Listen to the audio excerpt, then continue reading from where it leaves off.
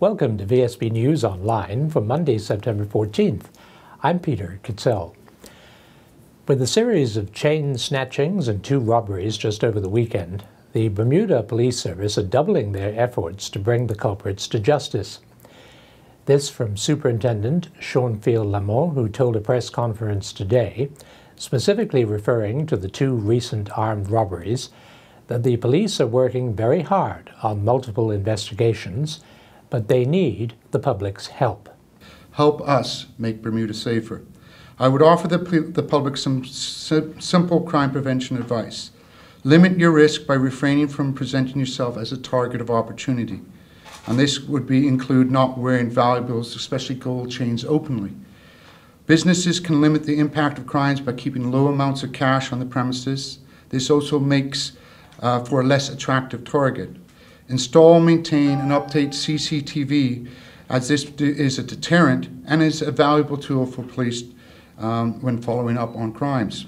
Have height scales placed at the entrances to the premises in conjunction with CCTV, as this is another valuable crime prevention tool. If you require further crime prevention advice, please contact our community action teams and they will come visit you and your premises to provide more detail. And we have so much CCTV to go through. Both of them, both premises had their own CCTV. We had CCTV outside, which was put in place as a crime prevention and a tool for us. It's a question of getting the best picture, to assist. So there's a lot of work going into getting the images that will help. I don't want to be premature and send out an image that doesn't help anybody. The modus operandi, how the method of operation, how the crimes went down, have striking similarities. But we're leaving that open. It's probably far too early to definitively say they're linked, but we're open to the fact that they may be linked. And we're certainly, the avenues of inquiries are in place to try to confirm that or not confirm it. Less than a fortnight after the Bermuda Cricket Board assured Sports Minister Patricia Gordon-Pamplin that it would take stern measures to combat bad behavior on the field, spectators at Saturday's Champion of Champions final were treated to unbelievable scenes of violence between Cleveland County wicketkeeper Jason Anderson and Willowcut's guest player George O'Brien. Earl Baisden has the details and the board's response. The incident took place at the end of Alan Douglas's 5th over, where Anderson charged O'Brien from behind, which was followed by O'Brien raising his bat. Players stepped between the pair only to see Anderson throw another punch, which was followed by O'Brien charging and swinging his bat. The pair came together, tussling, and went to the ground with Aaron Adams trying to stop the fight, only to be kicked in the head by his teammate Anderson. Players, officials, and members of the Bermuda Police Service rushed in to separate the pair and try to restore order, with the Cleveland County President, Carlton Smith, telling his player, Anderson, to get off the field. Yesterday, the Bermuda Cricket Board released a statement which states, "The Bermuda Cricket Board is gravely disappointed by the distasteful altercation during the Champion of Champions final, which took place on Saturday, which marred an otherwise successful return to an historic competition." It goes on to say the BCB expects that the match reports from the umpires and match officials, corroborated by BCB executive members at the game, will be received shortly, in addition to the video evidence already available to enable the disciplinary committee to meet on this Thursday, September 17th. End quote. I'm Earl Baisden reporting for VSB News. This week marks a milestone for Robert Kurtz as he chalks up 20 years as Roman Catholic Bishop of Bermuda in Hamilton. The scholarly yet humble prelate is preparing to depart Bermuda for his Chicago hometown. In this first of a 2-part interview, he reflects on some of his experiences over the past 20 years with Charles Webb. Looking back at 20 years, I think there have been some wonderful experiences of meeting great people, a good experience of church life, a wonderful relationship with the ecumenical clergy, especially the Anglican community of Bermuda,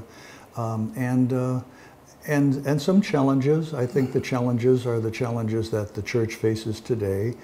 We live in a secular society where the values and the teachings of the church are not always accepted. And that makes ministry more and more difficult. Are there any highlights that stand out in your mind? The highlight, I think, is for me would be the ability to celebrate the Eucharist with a community of people and to grow with them in terms of their life experience. And I think that's really the role of any pastor.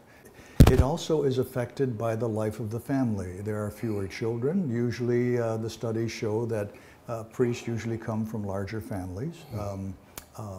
But I trust that the Lord will provide. And if we're going to have a vibrant and a living local church, we have to have the clergy. So, you know, the gospel says, pray the Lord of the harvest that he send laborers into the harvest. And I pray for that intention. And as I leave Bermuda, I intend to pray for that intention even more. The dearth of Bermudian priests in the diocese has not been lost on the bishop. He comments on this and on the role of women in the Roman Catholic Church. We don't have a specific program, although we do have events from time to time. One of our resurrection priests from Canada comes in to speak to our children at Mount St. Agnes Academy. He visits the parishes to talk at the masses to the families, because the family is the source of vocations, and it's a real challenge. If there were no women in the church, maybe not as priests, but as active people in so many different areas that make the church move forward, we would have, as Cardinal Newman said, we'd have a very funny looking church, because quite frankly, it's women that move the ship forward, as it were. But it's the tradition of the church that, like, it's the will of the Lord as we see it, that priesthood would be reserved to men. So we follow that tradition. The past 2 decades have brought much joy to the retiring bishop. Tomorrow he comments on those joys and some of the pain he and the church experienced. The 90-room acute care wing of the Bermuda Hospitals Board celebrates its first anniversary today. And with fewer beds than in the past, efforts have been made to decrease the average time that each patient spends in the hospital. That's the good news, according to BHP Chief of Staff, Dr. Michael Weikerkamp. Why is this good news? Hospital stays really need to be as brief as possible for the appropriate clinical situation that's being addressed. Prolonged hospital stays are simply not in patients' best interests. When patients are in the hospital too long, they can become deconditioned, they can become depressed and profoundly sleep deprived from medications, side effects, frequent interruptions, and unfamiliar surroundings, not to mention unfamiliar foods. The longer patients remain in the hospital, the greater is their risk that they'll acquire infections, bed sores, or have a fall, despite all of the procedures that we put in place to avoid such complications. Recent evidence also suggests that prolonged hospitalization can actually be bad for your immune system. So if your immune system gets suppressed from a prolonged hospitalization, studies have shown that when you leave the hospital, you're actually more likely to get sick again, which may even require an additional hospital stay. So the bottom line is you really shouldn't stay in the hospital any longer than you need to. And we made that clear from the beginning when we moved into this building, knowing that we had 90 beds, fewer than we had in the past, that patients would no longer be allowed to remain in the hospital between the time that, beyond, the time clinically necessary for their unique conditions. Our statisticians have run the report and show that since we've opened the new building, our length of stay is approximately 1 day shorter than it was for similar conditions the year prior. This is good news and shows that we're moving in the right direction. In addition to the individualized care and attention afforded by our single patient rooms, we've also instituted more focused discharge planning that begins at the time of admission. We use daily multidisciplinary rounds that involve physicians, nurses, pharmacists, social workers, and so forth. And we proactively assess the progress of patients on a daily basis and try to seek out the potential barriers to their discharge early. And then we would like to get them discharged either to home, to home with some additional services, or perhaps to a different venue of care, such as skilled nursing, rehabilitative, or palliative care. There's no bad news to report, unless you factor in the workload of staff who, given the statistics released from September 14th of last year to today, have been busy. Figures up until last night showed that since opening there's been over 3,800 admissions to the hospital. We've treated over almost 32,000 patients in our emergency department. We've administered nearly 7,500 chemotherapy treatments in the new cancer unit. We've performed 11,500 surgeries in the new operating theaters, given over 22,000 dialysis treatments, 3,200 MRIs, over 6,000 ultrasound scans, nearly 10,000 CT scans, and over 28,000 X-rays. The Green family, owners of the Fairmont Hamilton Princess, today announced the 11 recipients of this year's Green Family Scholarship, each of whom will receive between $5,000 and $10,000 for up to 4 years of post-secondary education. The scholarship has been awarded to over 100 students in the past 8 years, and more than $1 million in educational funding has been committed, with the family working with the Knowledge Quest group. This year's recipients are Doreen Burgess, Antrell Butterfield, Lenike Castle, Shannon Davis, Yulene Douglas, Torian Hill, Sanji Richardson, Aisha Smith, Shalette Spencer, Carrion Wollaston, and Marcus Rayner Brangman. The National Hurricane Center is predicting that the tropical disturbance, currently located 300 miles west-southwest of the Cape Verde Islands, has the best chance of becoming a cyclonic system, with an 80% chance of becoming a tropical depression overnight and a 90% chance of being named Tropical Storm Ida by midweek. The system should then head on a northwestern track towards the central tropical Atlantic, which would spare the Caribbean and Bermuda. The conditions are conducive for the storm to develop even further, but be forced onto a more northerly route. Meanwhile, another system has appeared off Africa and has been given a 40% chance of developing over the next 5 days. The 70-foot trimaran Race for Water, which spent a week in Bermuda in April at the start of its around-the-world ocean conservation odyssey, has capsized in the Indian Ocean during a night sail in 20-knot winds. The boat's crew escaped injury and were sheltering inside the upturned main hull, waiting for rescue boats to reach them from the military base at Diego Garcia, 100 miles away. They are also in touch with their shore team, who are making arrangements to ensure that the 40,000-mile voyage continues. And now we turn to Earl Baisden with the latest from the sports desk. St. Wadley Woolwich defended his Pan American Sanda Cup title, defeating Kareem Oskan Zaptula from Mexico in the championship fight in Monterrey, Mexico on Saturday night. Taking on a local favorite, Woolwich won the bout 2-0 in a great battle. Woolwich had previously defeated Javier Rodriguez from Venezuela in the semi-final via knockout in the second round. Woolwich had lost the first round on points. Meanwhile, Real Bowen went down 2-0 against Daniel Marrera from Brazil. Eastern County Cup champions Cleveland County are the champions of the 2015 Champion of Champions match after defeating Willowcotts by 72 runs. At Lords and St. David's, the match was delayed by an hour and reduced to 47 overs per team. Willowcotts won the toss and sent Cleveland to bat. They bowled them out for 162, with captain Alan Douglas the top scorer with 38, while Damali Bell and Hassan Durham both scored 26. Micah Simons was the pick of the Willowcotts bowlers, returning figures of 7 overs, 1 maiden, 2 for 24, while Kevon Fobler bowled 10 overs, 2 maidens, 2 for 33. In reply, Willowcotts were bowled out for 90.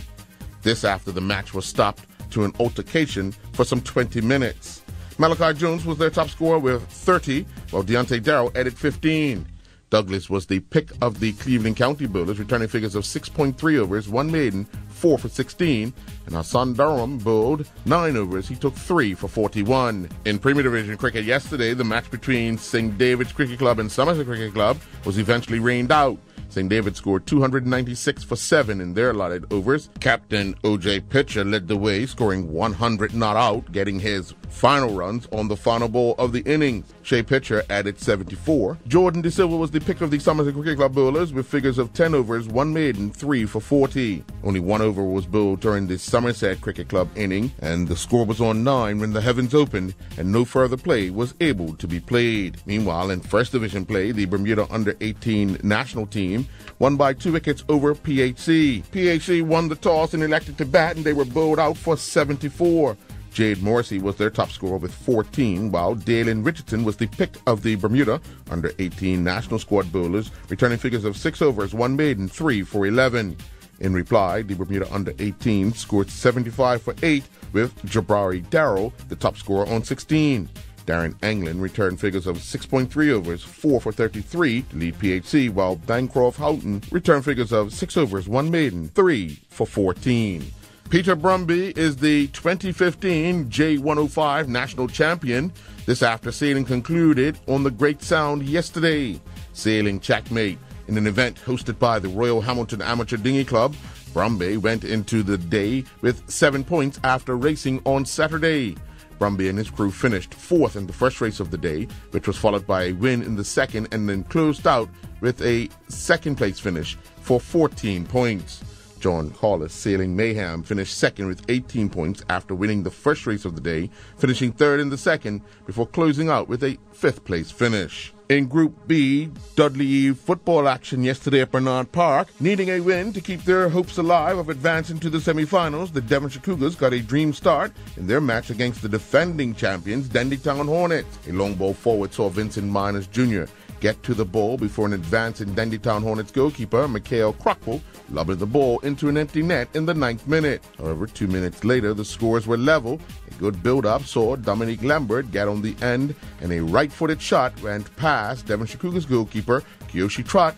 The second half saw the heat affect the pace of the game, which at times slowed to a walking pace. Both teams had goals ruled out for offside, but it was Miners who produced a gem of a winner. A perfect cross found Miners, who headed the ball directly back across the goal out of the reach of Crockwell and could not be prevented from going into the back of the net by a defender. The goal would prove to be the winner that Devonshire Cougars needed, taking the match 2-1. In a Group A match, the Somerset Trojans defeated Hamilton Parish 3-1. Parish were eliminated from the Dudley Eve competition following this 3-1 loss. Dante Woods gave the Somerset Trojans the lead in the 25th minute. Ajon Smith would double the Trojans' lead when he found the back of the net in the 66th minute. 1 minute later, Patrick Richardson would pull a goal back for Hamilton Parish, but the game was put away in the 90th minute when substitute Taj Wade scored for the Somerset Trojans to earn the 3-1 win. Naki Wells and his Huddersfield Town teammates went down 2-0 to Cardiff, while Reggie Lamb's Mansfield defeated Crawley 4-0. Bermuda Olympian Tyrone Smith was due to take part in the Great City Games, which showcases athletes in an innovative way as they take part in competition in the streets of Newcastle. But during the warm-up, Smith grabbed his leg and withdrew from the competition immediately, later stating on his social media page, "That's what it feels to tear your hamstring." End quote. Christopher Hans and Laura Knox Klingerman are the 2015 male and female Running of the Bulls champions. Hans clocked a time of 18:26 with Giuseppe Guglielmicini finishing in second in a time of 19:55, and Jamai Lattimore crossed the line third in 20:37. Knox Klingerman was 8th overall, crossing the line in a time of 21:56.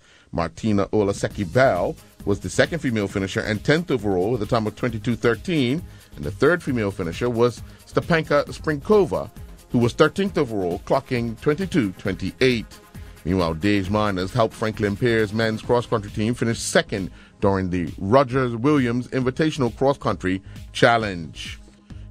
I'm Earl Baisden reporting for VSB Sports. Looking at the weather for Tuesday, September 15th. There will be sunny breaks, a few morning showers, and a chance of thunder. Winds will be northwesterly, light to moderate, veering north-northeasterly and moderate by late morning, decreasing light to moderate overnight. We are expecting a high near 85 Fahrenheit and a low near 77 Fahrenheit. This weather forecast is courtesy of the Bermuda Weather Service. Thank you for watching VSB News Online for Monday, September 14th. I'm Peter Kitzel.